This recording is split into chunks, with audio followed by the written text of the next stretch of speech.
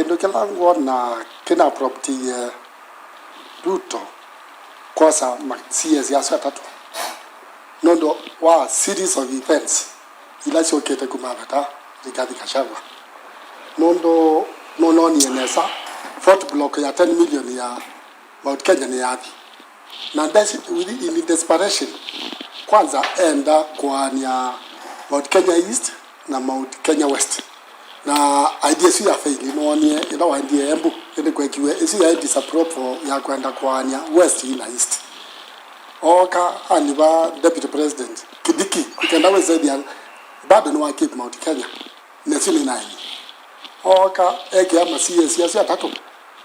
na weza ya bado nikeni hivyo directly yemini kana anategetia ku manage